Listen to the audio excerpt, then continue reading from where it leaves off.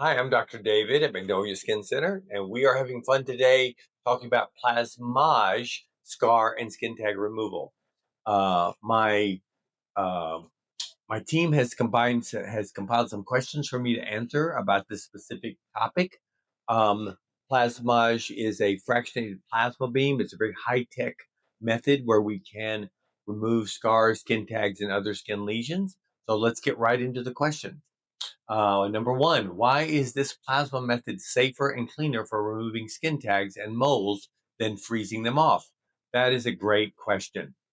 Freezing is a method that's hard to control exactly what what the depth of injury is. So what do I mean by that? When I go to freeze something, I can't control exactly how far in the cold freezing damage is done. So it may not be enough, or it could be a little too far, and it's just hard to control that because you can't at the time see what's going to fall off. You have to wait after and see. With this particular procedure, at the moment that I bring that tip close, it fires the plasma beam, and I can see exactly what got destroyed, and right on the spot determine if I need to do a little more until I get the exact amount removed at that moment done. Okay. Question number two: can you safely remove a stubborn mole or skin tag if it's right on my sensitive eyelid or lip line?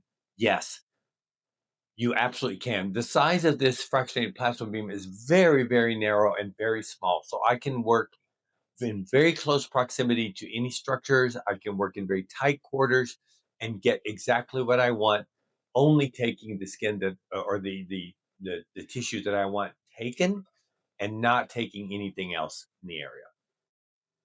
Question number three: will removing a large skin tag or old acne scar leave an ugly permanent white mark or dent on my skin? That's a great question. So, and it's a little complicated. Obviously, there are different skin tones, skin colors, etc. When we remove a specific tag or mole, it could be a mole that's sitting on the surface or a tag very on the surface. It could be into the surface or going down deep. We will make that assessment and see what has to happen. If it's sitting on the surface, we should be able to get it without leaving a mark.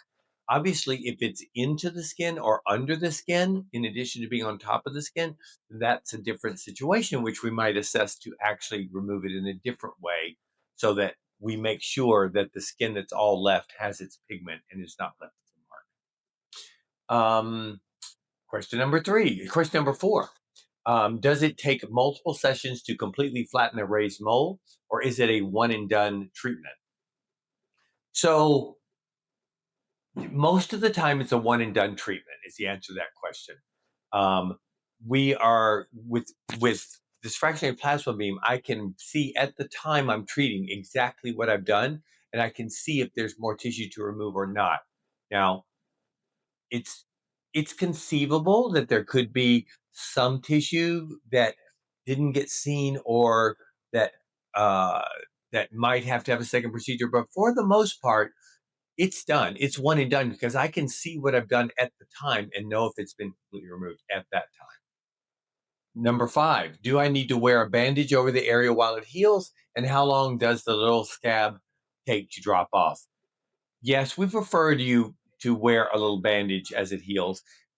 Depending on if it was completely surface area and I have not made any real interruption in the most of the skin barrier function, I might not feel like we need a bandage, and just a topical applicant or a topical application will be enough barrier function.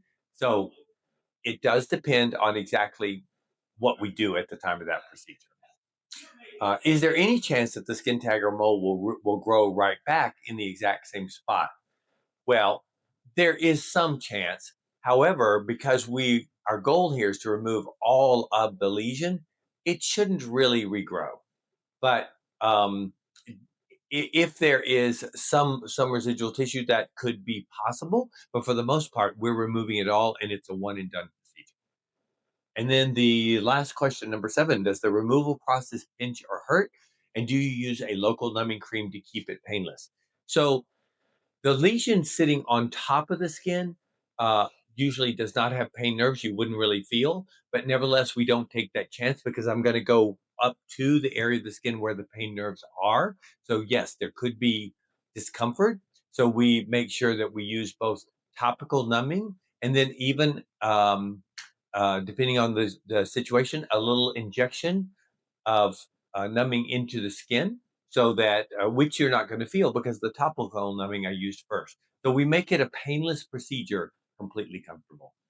So that's what we hope to get to do with you when you need us at Magnolia Skin Center. Thank you.